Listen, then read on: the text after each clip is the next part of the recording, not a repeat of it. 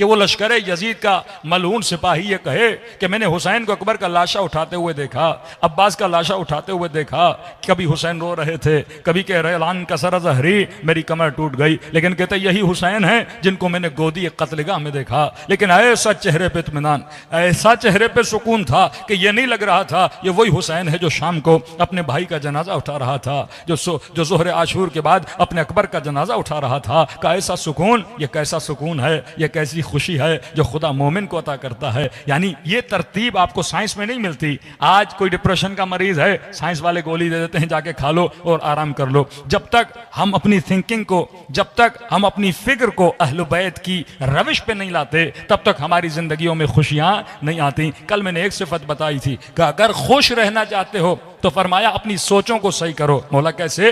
फरमाया हुस्न ज़न रखा करो। ये मोमिन जो मोमिन के लिए सूए ज़न रखता है, ये इंसान को तबाही और बर्बादी की तरफ लेकर जाता है। फरमाया मोमिन के लिए हुस्न ज़न। अब सूए ज़न भी रखो, किसके लिए रखें? का शैतान के लिए हमेशा सूए ज़न रखा करो कि मैं फला महफिल में जाने से मौलाना क्या होता है, एक शराबी के साथ घूमने से क्या होता है, 4 बाल अगर मेरे नजर आ गए तो दीन पे कौन सी कयामत पड़ जाती है, 2 जुमले नामहरम से बात कर लिए इससे क्या हो जाता है। अपने ऊपर इतना कॉन्फिडेंस ना रखा करो कि शैतान के ऊपर तुम हुस्न ज़न रखो कि मैं गुमराह नहीं हो जाऊंगा। फला नशे की महफिल में जाने से क्या होता है, 2 कश सिगरेट के लगाने से क्या होता है, थोड़ा नशा करने से क्या हो जाता है, 1 घूंट शराब पीने से क्या हो जाता है। सारी चीजें यहां से शुरू होती हैं। शैतान मोमिन को ज्यादा पे नहीं लाता, वो कम कम से शुरू करवाता है। आज कोई ऐसा नशा ही दिखाइए जिसने ये कहा पहले दिन ही हमने नशा बड़ा किया था। इन्हीं महफिलों में जाते हैं, इन्हीं महफिलों में जाके खराब हो जाते हैं। मौला ने क्यों कहा कि सलमान अली को बड़ा पसंद है? क्योंकि सलमान पसंद रखता था, वो उलमा की महफिल में बैठता था, वो सुलहा की महफिल में बैठता था। फरमाया वो फासिकों की महफिल से दूरी करता था। आज बड़े से बड़े लोग आपने बच्चों के स्कूल में दाखिला तो करवा दिए, इस लालम में मौलाना बेटा ओ लेवल पढ़ लेगा, बेटा ए लेवल पढ़ लेगा, ये इंग्लिश मीडियम में चला जाएगा, लेकिन उसी स्कूल में डांस क्लासेस होती हैं, म्यूजिक क्लासेस होती हैं। अरे जिन बच्चियों के साथ आपकी बच्ची पढ़ रही है वो हिजाब नहीं करती, जिन बच्चे के साथ आपका बच्चा पढ़ रहा है उनके घरों में न वो तहजीब है, न वो तमद्दुन है, न वो इस्लामी कल्चर है। मुकम्मल उनका माइंड जो है वो वेस्टर्नाइज हो चुका है। अब बाप बड़ा आज़ादार है, माँ बड़ी आज़ादार है, लेकिन 8-8 घंटे बच्चे उन स्कूलों में जाते हैं। फिर फायदा क्या हमारे सरमाएदार होने का? फिर फायदा क्या इस मकतब में खुम्स के तसव्वुर का कि जब तक अपने एजुकेशन सेंटर नहीं बनाओगे, जब तक अपने वजूद के अंदर अपने तालीम के इदारे नहीं बनाओगे, 8 घंटे बच्चों को हवाला कर देते हो इन फुस्को फुजूर वाले स्कूलों में, सिर्फ इसलिए कि बच्चा इंग्लिश पढ़ ले। भाई आप क्या इंग्लिश मीडियम स्कूल नहीं खोल सकते? क्या बेहतरीन निजाम वाली चीजें नहीं खोल सकते? एक टीचर ही तो रखना है, 4 अच्छी किताबें तो रखनी है। मैं ये नहीं कहता किताबों को बदल दें, यही किताबें रखें जो ऑक्सफोर्ड की किताबें हैं, क्योंकि अगर हम यहाँ पे किताबें बदलेंगे फिर आपने जाहिर है हायर एजुकेशन के लिए फिर यूके वगैरह बच्चों को भेजना है, वहां पे वही किताबें होंगी। सिर्फ महफिल इसकी अच्छी रखो, टीचर इसका अच्छा रखो, पढ़ाए ऑक्सफोर्ड की बुक, लेकिन ये हो कि टीचर के जहन इस्लामी हो, ये बच्चे के जहन पे काम करे, इसे मोरल वैल्यूज बताए, इसे अहले बैत अलैहिस्सलातु वस्सलाम की चीजें बताए, इसे वाजिबात का पाबंद बनाए कि कल ये बच्चा अगर बाहर मुल्क में भी चला जाता है इसका बुनिया इतना मजबूत हो, इसकी जड़ें इतनी मजबूत हो कि दुश्मन इसके ईमान को खराब न कर सके। तो फरमाया इंसान शैतान के लिए सूए ज़न करे, मोमिन के लिए हुस्न ज़न करे। हमारा उलट है, मोमिन मोमिन के लिए सूए ज़न करता है, लेकिन बच्चे की पढ़ाई में बड़ा हुस्न ज़न है। कभी नहीं सोचते कि उस स्कूल में जाएगा बच्चे का क्या बनेगा। इसी कराची में मोमिनीन कहते हैं मौलाना अब बेटी जवान हो गई है, उसे पसंद नहीं कि वो हिजाब करे। अब ये सवाल वेस्टर्न वर्ल्ड में होते थे तो समझ आती थी। कोई इंग्लैंड में कहता है मौलाना बेटी हिजाब नहीं करती, मैं पाबंदी नहीं कर सकता। कोई यूरोप में कहता है मौलाना बेटी हिजाब नहीं करती, वहां तो न बीवी पर कंट्रोल है न बच्चों पर कंट्रोल है, वहां वालिदैन गुलाम बन के वहां पे जिंदगी गुजारते हैं। यानी दिन ब दिन डरते रहते हैं कहीं बेटा छोड़ के न चला जाए, बेटी छोड़ के न चली जाए, क्योंकि न वहां पे आपका घर पर कंट्रोल है न घर वालों पर कंट्रोल है। तो सवाल यह है, पाकिस्तान में ये सवाल हो रहा है मौलाना बेटी हिजाब नहीं करना चाहती, बेटी फलां दोस्तों की बर्थडे में जाना चाहती है, बेटी फलां दोस्तों के साथ फंक्शन पे जाना चाहती है, अब पता नहीं वो घर कैसा है। फरमाया अगर बुरी महफिल, सबसे बदतरीन चीज जो इंसान को खराब करती है वो गलत दोस्तियां हैं, वो गलत महफिलें हैं, वो गलत लोगों के साथ उठना बैठना है, इंसान का ईमान तबाह बर्बाद हो जाता है। तो फरमाया हुस्न ज़न करो मोमिन के लिए, हुस्न ज़न करो खुदा के लिए, और सूए ज़न करो शैतान के लिए। इन्नहु लकुम अदुव्वुम मुबीन, ये तुम्हारा खुला दुश्मन है, ये एक जर्रे से भी तुझे अहले बैत से दूर कर देता है। मैंने शायद यह वाकया नहीं पढ़ा, शबस इब्न रबी जंग नेहरवान में अमीरुल मोमिनीन का अलम बरदार है, जंग नेहरवान अमीरुल मोमिनीन का अलम बरदार है कि एक तरफ जनाब इब्न अब्बास, एक तरफ शबस इब्न रबी, एक तरफ हुज्र इब्न उदय, तीन इतने अकाबिर उम्मत हैं, अबू अय्यूब अंसारी, ये चार लोगों को अलम दे रहे अमीरुल मोमिनीन, जिनमें शबस इब्न रबी भी है। और यही शबस इब्न रबी करबला के मैदान में अलम बरदार यजीद है, नहरवान में अली का अलम बरदार और जंगे करबला में यजीद का अलम बरदार।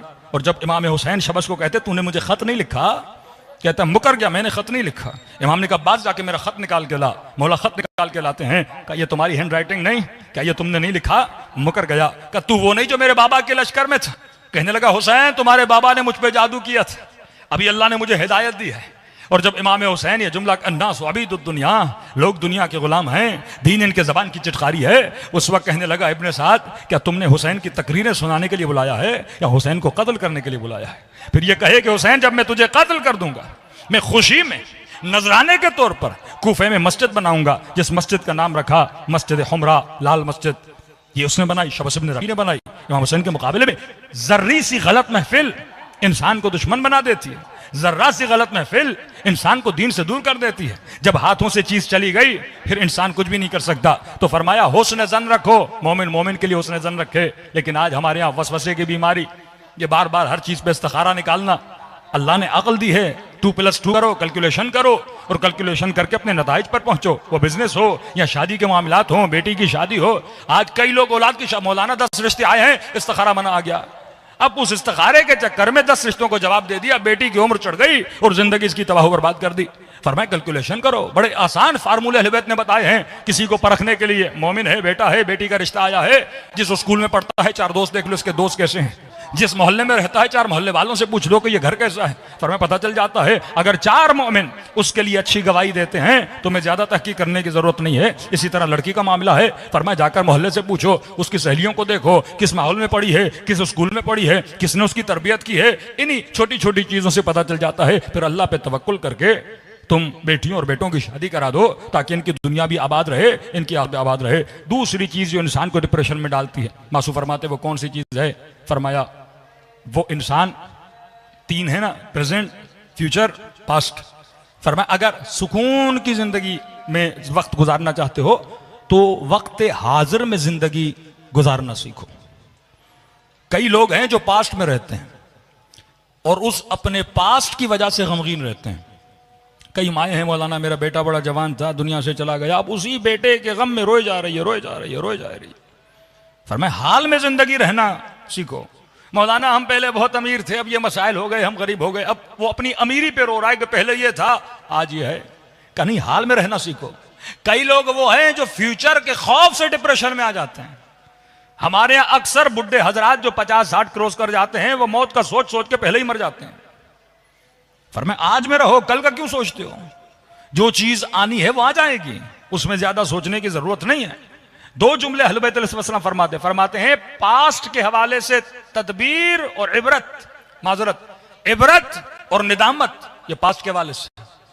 फरमाया अगर गुज़श्ता जिंदगी में कोई गुनाह किया है नादिम हो जाओ, अल्लाह के दरबार में तौबा मांगो, परवरदिगारा मैंने गुनाह किया, मैंने खता की, मुझे माफ कर दे।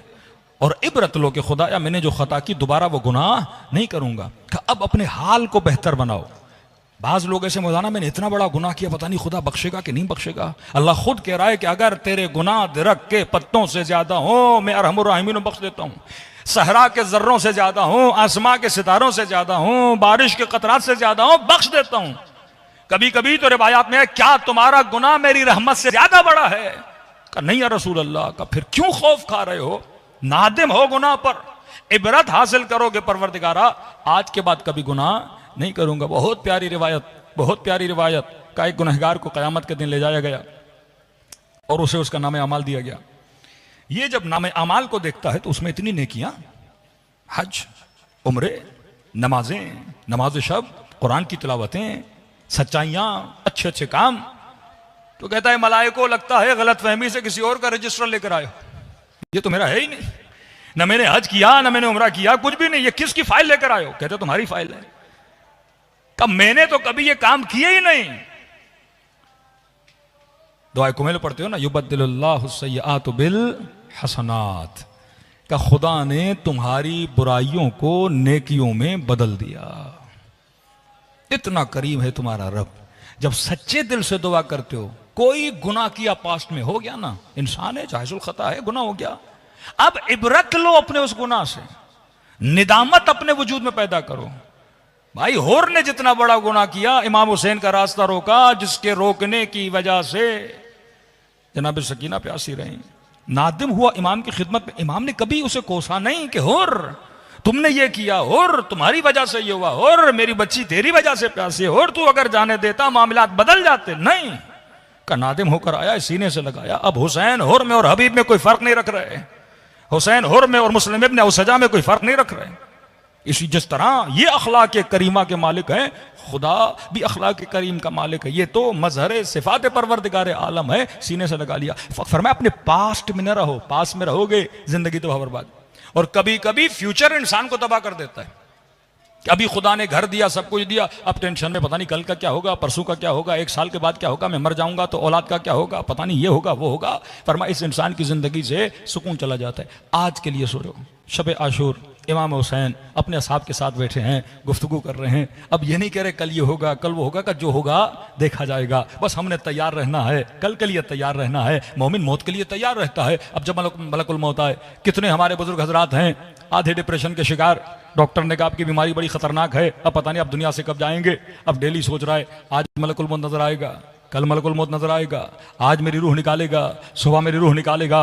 अब मलकुल मौत ने आना है नहीं आना, लेकिन ये अपने हाथों खुद को क्या कर लेता है, मार लेता है। इंसान सोचे या अच्छा सोचे या फरमा इतना बड़ा ना सोचो। ये बचपन में स्कूल में हमें वालिदैन मिसाल देते थे ना, एक बंदा था, अंडा था उसके पास, अब सोचता गया अंडे से मुर्गी आएगी, मुर्गी से अंडा आएगा, फिर और मुर्गियां आएंगी। अब सोचते सोचते सोचते वो अपनी सोचों में बहुत ज्यादा क्या बन गया, अमीर बन गया। और इतने सोचने में उसका अंडा भी हाथ से गिर गया, तो आज भी गया और कल भी उसका क्या हो गया, तबाह बर्बाद हो गया। मैंने आज की प्लानिंग करनी है, अपने आज में रहना है। फरमाया गुज़श्ता पास्ट से नदामत हासिल करो अगर गुनाह किया है, और अगर कोई खता की है तो इबरत हासिल करो, और अपने फ्यूचर के लिए तदबीर करो, मुदब्बिर बनो।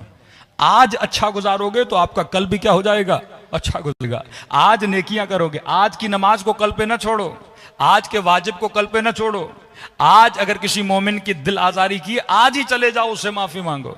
माँ के साथ बदतमीजी की है, आज ही चले जाओ उससे माफी मांगो। तो फरमाया ऐ इंसान जो आज में रहता है वो खुश रहता है। एक वाकया मैंने किसी जगह पे बताया कि ऑस्ट्रेलिया की एक मोमिना बड़े डिप्रेशन में, मौलाना बस इतनी गोलियां खा खा के डिप्रेशन में परेशान हो गई हूं, कहीं मैं मर न जाऊं। भाई आपके डिप्रेशन की वजह क्या है?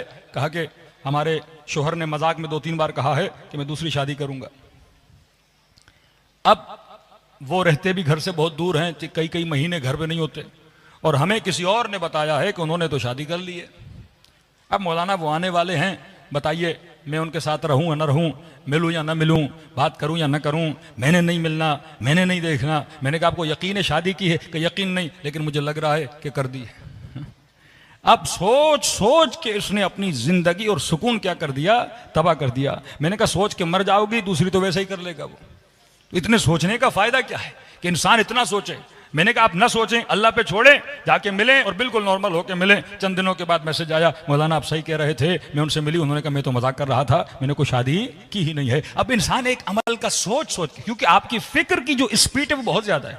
यहां आपको फोन आया कि भाई आपके बेटे का एक्सीडेंट हो गया, और अचानक फोन कट गया। अब जैसे आपने सुना कि बेटे का एक्सीडेंट हुआ, आपका माइंड रिजल्ट तक जाता है, रुकता नहीं है।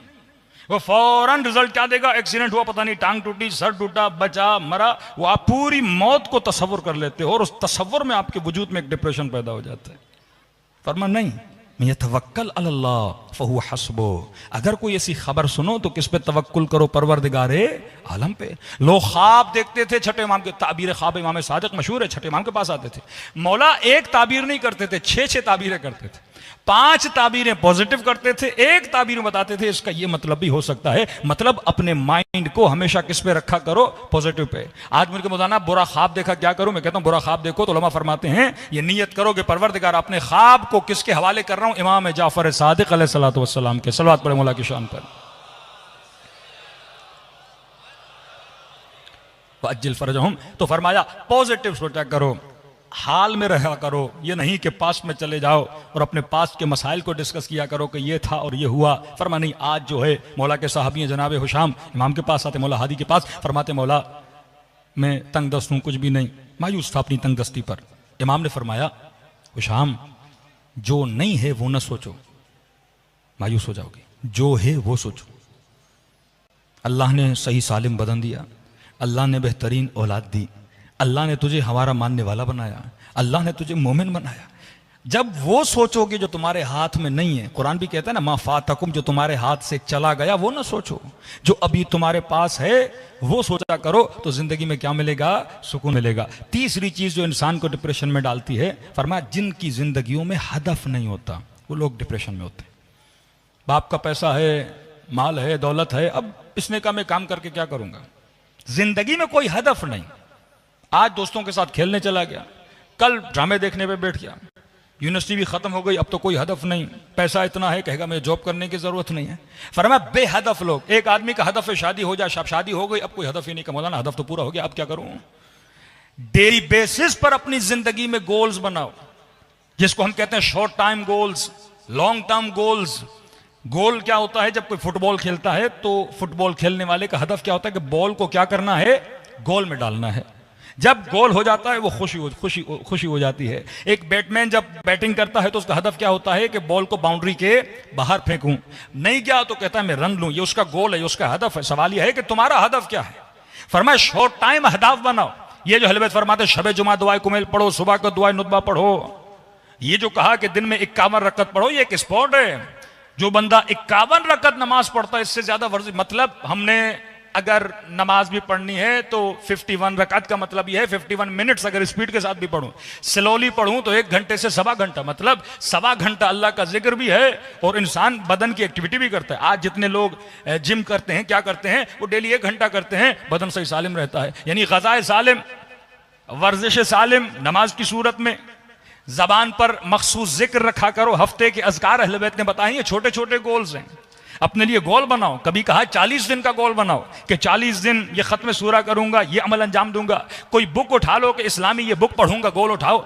जब आपका गोल कंप्लीट होगा तो आपको क्या मिलेगी? खुशी मिलेगी। जिन लोगों को नमाज की आदत होती है, एक दिन नमाज उनकी मिस हो जाए तो अंदर डिप्रेशन आ जाता है कि जनाब एक दिन नमाज मिस हो गई, क्योंकि वो आपकी बॉडी में क्या बन गई है? एक आदत बन चुकी है, आपके अंदर वो सेल्स क्रिएट हो चुके हैं। अब जब तक वो चीज, वो खुराक उसको नहीं मिलती तो इंसान को मजा नहीं मिलता। जिन लोगों को मजलिस की आदत है, एक दिन मजलिस मिस हो जाए तो बदन में एक अजीब सी बेचैनी आ जाती है। तो फरमाया जिनकी जिंदगी में हदफ नहीं, एक हदफ है दुनियावी।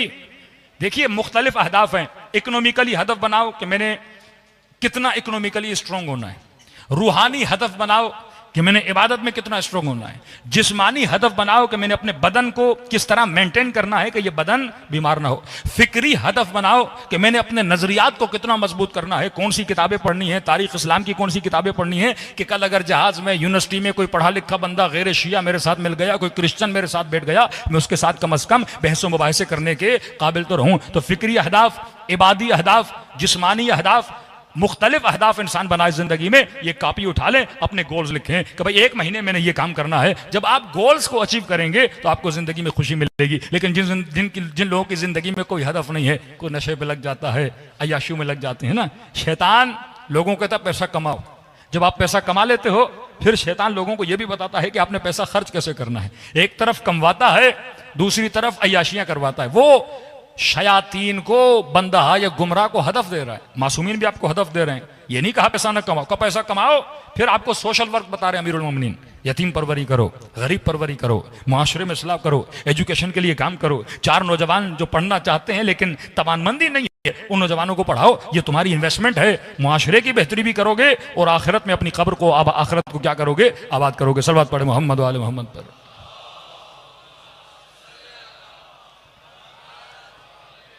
तो हमने कहा पॉजिटिव थिंकिंग, अगर इंसान मुस्बत सोचेगा हमेशा सुकून में रहेगा। दूसरा हमने कहा जब तक प्रेजेंट में रहेगा इंसान सुकून में रहेगा।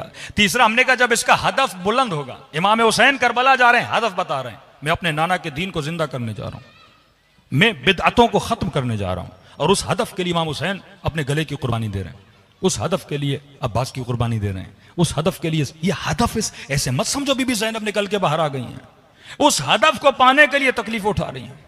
अब्बास हदफ लेकर निकले हैं, अली अकबर एक हदफ के तहत निकले हैं, ये पूरा घराना एक हदफ लेकर निकला है और इतना मुसम्मम है अपने हदफ पर कि सब कुछ कुर्बान कर दिया। तभी कहते हैं ना नजरियाती शिया और गैर नजरियाती शिया। इस मुल्क में जब तक नजरियात नहीं होंगे, नजरियाती सियासतदान गैर नजरियाती सियासतदान, नजरियाती हुक्मरान गैर नजरियाती हुक्मरान, नजरियाती शिया गैर नजरियाती शिया जो अपने नजरिए पे कॉम्प्रोमाइज नहीं करता, उसूल पे कॉम्प्रोमाइज नहीं करता। नजरियाती मोमिना कभी हिजाब पे कॉम्प्रोमाइज नहीं करती, नजरियाती मोमिन कभी निगाह हराम पे कॉम्प्रोमाइज नहीं करता, ये कभी भी अपने उसूलों पे कॉम्प्रोमाइज नहीं करते। कहते हैं मर जाएंगे हुज्र मिन उदय की तरह कट जाएंगे, लेकिन नजरियात पे। लेकिन गैर नजरियाती शिया कभी नामहरम की महफिल में बैठेगा, कभी नामहरम के साथ हाथ भी मिला लेगा, कभी किसी महफिल में चला जाएगा। मौलाना हम तो बिजनेसमैन हैं, हर किसी के साथ उठना बैठना होता है, कभी किस मुल्क, यानी इसके लिए परवाह नहीं। पाकिस्तान में हो तो दीनदार, यूरोप गया तो बेदीन, जिस महफिल में गया वैसा बन जाता है। ये मुतज़ल्ज़िल मोमिन है, इसकी बुनियादें मजबूत नहीं है। तो फरमाया एक चीज कि अपने वजूद के अंदर हदफ को पैदा करो, जितना हदफ बुलंद होगा उतनी तुम्हारी जिंदगी बुलंद होगी। आखिरी चीज फरमाया अकीदे को मजबूत करो।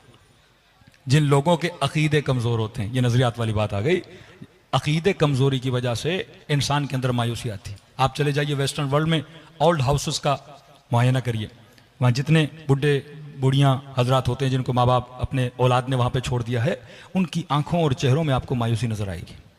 क्यों? क्योंकि आखिरत का अकीदा उनका कमज़ोर है। पूरी ज़िंदगी कोई डॉक्टर, कोई प्रोफेसर, कमाया, माल बनाया, दौलत बनाई, लेकिन अब देख रहे हैं कि द एंड है, तो जिंदगी खत्म हो रही, हम मर जाएंगे, आगे कुछ भी नहीं, मायूसी आ जाती है। लेकिन वल्लाह अपने मराजे को देखिए, आयतुल्लाह बहजत को तो हमने आंखों से देखा, जवानी में चेहरे पर बड़ा जाहो जलाल होता था, लेकिन जैसे जैसे आगे बहजत बूढ़े होते गए, आप उनके फोटो आज भी मौजूद हैं, देखिए, जैसे जैसे बुढ़ापा आता है वैसे वैसे चेहरा खिलता जाता है, वैसे वैसे चेहरे पर खुशी आ जाती है। हम बुढ़े होते हैं तो मायूस होते जाते हैं, क्योंकि हमारे लिए गोया जिंदगी खत्म हो रही है, द एंड की तरफ जा रहे हैं, फना की तरफ जा रहे हैं। लेकिन आगाए बहजत, इमाम खुमैनी, आगाए फाजिल अनकरानी, अभी आगाए वहीद, आप इनके चेहरों को देखें, अजीब सी खुशी इनके चेहरे पर। क्यों खुशी थी? फरमाया इनके लिए मौत एंडिंग का नाम नहीं है, इनके लिए मौत मुलाकात खुदा का नाम है। ये अल्लाह से मिलने के लिए जा रहे हैं। यही खुशी असहाब इमाम हुसैन में, यही खुशी इमाम हुसैन में, यही जुमले फुस्तु पे रब्बिल काबा, काबे के रब की कसम अली आज कामयाब हुआ। ये खुशियाँ अहल बैत, क्योंकि इनके अकीदे मजबूत थे। जो सिर्फ दुनिया को हदफ बनाता है, मौत उसके लिए तकलीफ दे भी है, मायूस कुन भी है। लेकिन जो अकीदे क़यामत पर मजबूत अकीदा रखते हैं, ईमान रखते हैं, वो जब मौत के करीब जाते हैं तो उनके लिए मौत मौत नहीं, अली की ज़ियारत का नाम है। मेरे अजीज़, वक्त बहुत हो चुका। जब तक अपने वजूद के अंदर फ़िक्र अहल बैत को नहीं पालेंगे, ये फ़िक्र सिर्फ आखिरत नहीं बनाती, हमारी ज़िंदगियों की कई उलझने घुट्टियाँ इससे खुल जाती हैं। बस सवाल यह है कि इंसान तर्ज़ तफक्कुर को बदले और करीब हो जाए सिफ़ात अहल बैत और सिफ़ात असहाब अहल बैत में। बड़ा अजर है इन मजलिसों में शिरकत करने का। कल शायद आग़ाए शेख अब्बास क़ुम्मी के बेटे का मैंने वाक़या आपको बताया कि नहीं, याद नहीं आ रहा। ये 20 साल से ज़ाकिर इमाम हुसैन थे, 20 साल। एक बंदा 20 साल से ज़िक्र अबी अब्दुल्लाह अल हुसैन करे। और एक देखिए, एक मौलवी और एक जाकिर के पास क्या है? गले के अलावा कुछ नहीं। आपका गला नहीं तो कुछ भी नहीं। आप एक खतीब से क्या सुनना चाहते हो? उसकी आवाज़। एक नूहे खान का गला गया तो नूहे खान ही गया ना। कहते हैं एक मुहर्रम पढ़ने के बाद तकलीफ हुई मेरे गले में, डॉक्टर को दिखाया कि आपको कैंसर है। कब बचूंगा कि नहीं, इलाज मुमकिन है कि नहीं? का शेख अली, शर्त यह है कि 20 महीने कलाम न करो, बात न करो। बात करोगे गले की रगों पर प्रेशर आएगा, लिहाजा नुकसान होगा। हाँ, जिससे जो चाहिए लिख के बोलो। हाँ, नमाज की हद तक आप पढ़ो कुरान की आयतें। शेख अली कहते हैं कई महीने, यानी एक मुहर्रम से दूसरे मुहर्रम तक मैंने कलाम नहीं किया। फरमाते जब मुहर्रम के दिन आए, अज़ाए हुसैनी शुरू हुई। अब एक जाकिर की क्या तमन्ना है, वो जिक्र हुसैन करे। कहता मैं रोने लगा। मैंने कहा मौला हुसैन, आपने मुझसे तौफीक जिक्र छीन ली। मौला इस जिंदगी का क्या फायदा कि जिसमें मैं जिक्र हुसैन न कर सकूं। कहते 4 मुहर्रम आई, बिस्तर पे पड़ा हुआ बड़ी तकलीफ में, ख्वाब के आलम में अपने वालिद गिरामी को देखा। और उन्होंने कहा शेख अली, सामने वाले कमरे में रसूल खुदा बैठे हैं और इमाम हुसैन बैठे हैं, और मुझे कह रहे हैं शेख अली को बुलाओ और कहो कि हमारे लिए मसाइब हुसैन पढ़े। मैंने कहा मेरी जुर्रत, कि मैं रसूल खुदा के सामने मसाइब पढ़ूं। का हुक्म है, आओ। का कमरे में गया, रसूल खुदा की ज़ियारत हुई, इमाम हुसैन की ज़ियारत हुई, मकाम है बाज़ाकिरों का। कहा कि शेख अली मसाइब पढ़ो। मैंने कहा या रसूल अल्लाह, मैं कैसे जुर्रत करूं आपके सामने मसाइब पढ़ूं। या रसूल अल्लाह, मुझे बीमारी है, गला ख़राब है। फरमाया हम तुझे शफा देंगे, मसाइब पढ़। कहा या रसूल अल्लाह, कौन से मसाइब पढ़ूं। का शेख अली, मेरे हुसैन की 4 साला बेटी के मसाइब पढ़। कहते हैं ख्वाब के आलम में मैंने सोचा क्या पढ़ूं। सिर्फ एक जुमला पढ़ा और पढ़ने के बाद रसूल खुदा गश खा गए। का कौन सा जुमला पढ़ा शेख अली का। सिर्फ ये कहा कि बच्ची ने बाबा को कहा कि बाबा मेरा रुखसार छोटा था, जालिम का हाथ बड़ा था। कहते हैं जब होश में आया तो पूरा बदन पसीने से तर था और बीवी से कलाम किया और महसूस किया अब गले में कोई तकलीफ नहीं है। अपने खातिरात में लिखते हैं कि मोमिनों, मैंने इस ख्वाब से ये समझा कि ज़िक्र हुसैन में खुदा ने शफा रखी है, और अगर रसूल खुदा को हुसैन की बच्चियों का वास्ता दो, बच्चे का वास्ता दो, तो बड़े से बड़ी बीमारी भी हो खुदा क्या करता है, दूर। ये अकीदा होना चाहिए मोमिन का। अपने मरीजों को फर्श अज़ा पिलाया करो और दुआ किया खुदा उनको शफा दे। दिलों को करबला लेकर चलें। रातें जैसे जैसे बढ़ रही हैं, दिलों का गम भी बढ़ना चाहिए, कुर्ब इमाम भी बढ़ना चाहिए। फरमाए जो खुलूस दिन से मेरे हुसैन को सलाम करे, खुदा उसे सवाब ज़ियारत हुसैन अता करता है। सब मिलके अस्सलाम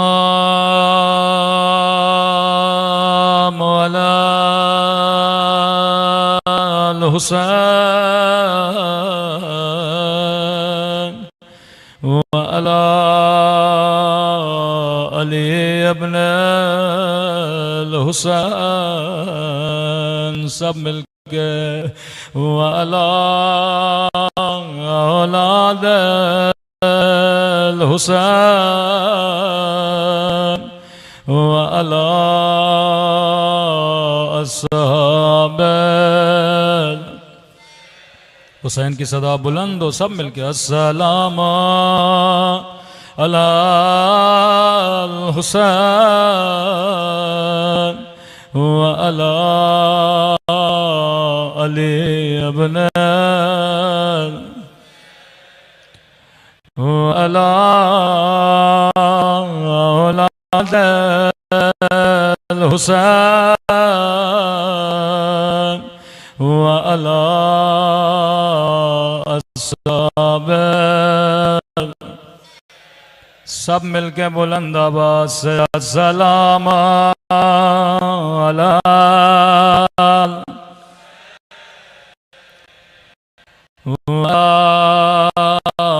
अली इब्न व अला औलाद व अला अस्हाब। मेरा सलाम रुबाब की उजड़ी हुई गोदी पे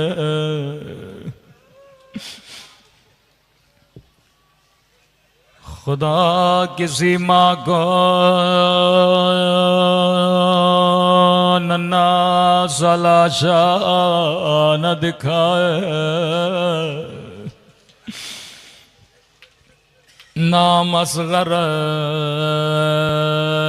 पर हुज्जत कुबरा हुसैन।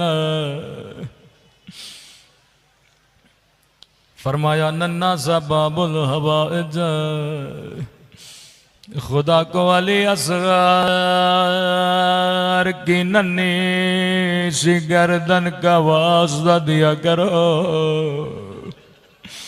बिलखस जो बे औलाद खुदा असगर का वास्ता कभी रद्द नहीं करता।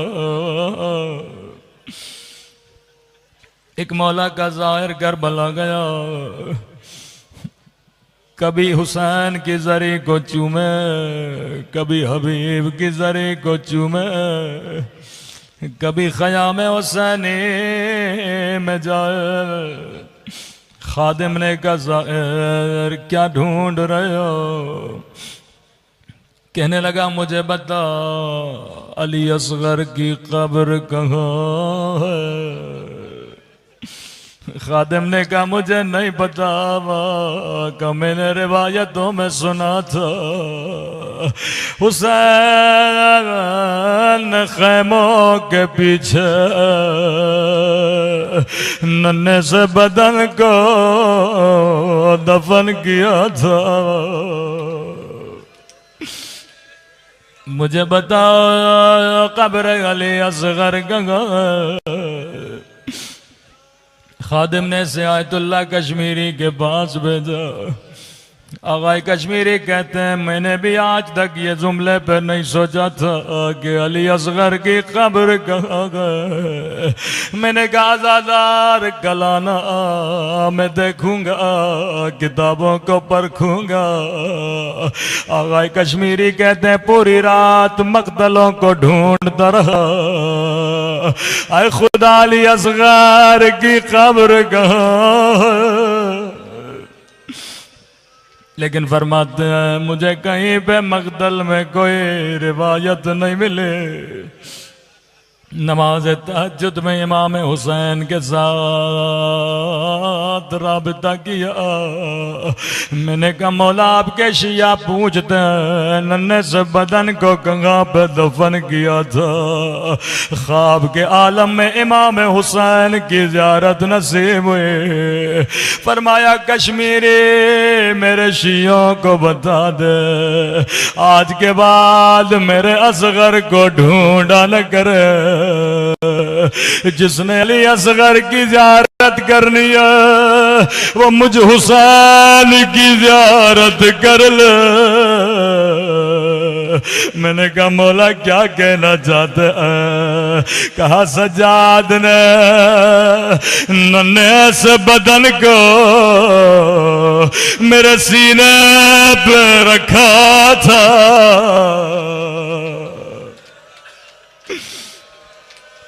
असगर का बदन मेरे सीने पे, खुदा आपको नन्ही सी कब्र असगर के ज़ियारत नसीब कराए जो सीने हुसैन पे। फरमाया मैदान में आवाज दी हल मिन नासिरन यंसुरना,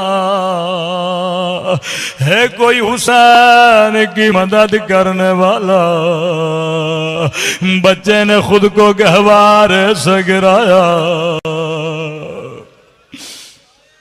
खेमे में आए रुबाब ये इतना बेचैन क्यों है?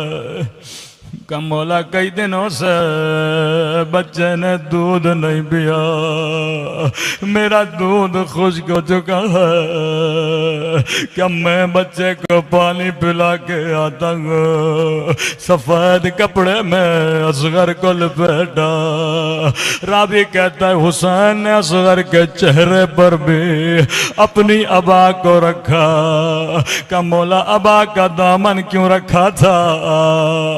रोके का असगर का खा बदन बड़ा नरम था। करबला की धूप बड़ी गर्म थे, ऊपर से बच्चा प्यासा था।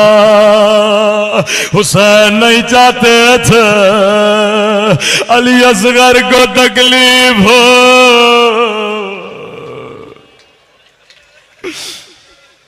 फौज अर्ज किया दुश्मनी हुसैन के साथ, मेरे बच्चे ने तेरा क्या बिगाड़ा? लई ने आवाज दे के कहा हुसैन तुझे प्यास खुद लगी है, तू बहाना बच्चे का कर रहे हो। असगर को दोनों हाथों पे उठाया, काली असगर हुज्जत खुदा के बेटे हो, बेटा हुज्जत माफ करो। एक मर्तबा नन्ही ज़बा बाहर आए, असगर ने अपने होठों पे फेरे, लश्कर यजीद मुंह छुपा छुपा के रोने लगा।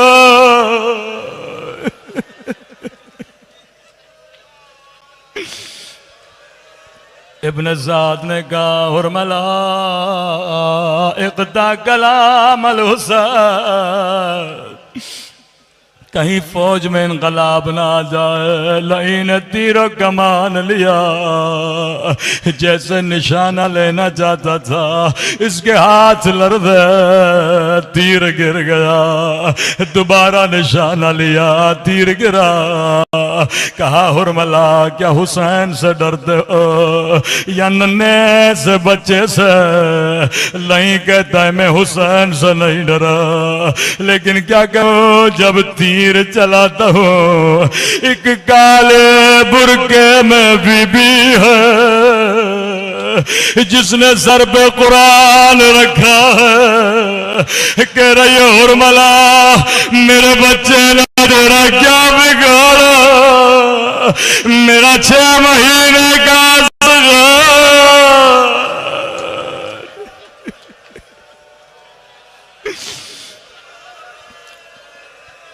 लई ने कहा हुरमला तू निशाना ले, मैं तेरी आंखों पे पट्टी बांधता हूँ। रिवायत के जुमले अरबों के यहाँ 2 तरह के तीर होते थे, एक तीर इंसानों को गिराने के लिए, एक तीर घोड़ों को गिराने के लिए। लई ने वो तीर लिया जिसका वजन असगर से ज्यादा था। यह तीर कमा से निकला, मिनल उज़ुन इलाल उज़ुल। अल्लाह जाने हुसैन पे क्या गुजरे। रावी कहता है जैसे तीर लगा, हुसैन खंजर निकाला, जिस कपड़े में बच्चे को लिपटा था, जल्दी जल्दी से हुसैन ने कपड़ा फाड़ा। चौथे इमाम से कहा मौला आपके मौला ने ऐसा क्यों किया? का पहले बच्चा कपड़े में बंद था, जैसे तीर लगा बच्चे ने तड़पना शुरू किया। हुसैन ने कपड़ा फाड़ा ताकि असगर को तड़पने में आसानी हो।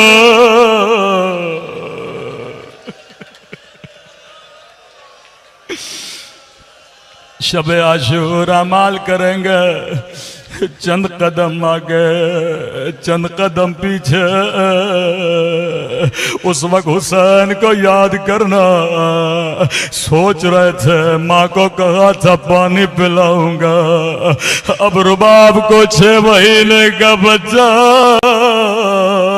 कैसे दिखाऊंगा। खेमे के दर से आवाज दे बहन ज़ैनब जल्दी आ। बीबी ज़ैनब फरमाती हैं असगर के रोने की आवाज बंद हो गए। मैंने समझा शायद बच्चे ने पानी पी लिया, लेकिन जब खेमे के दर पे पहुंचे क्या देखा, 2 नन्हे से कदम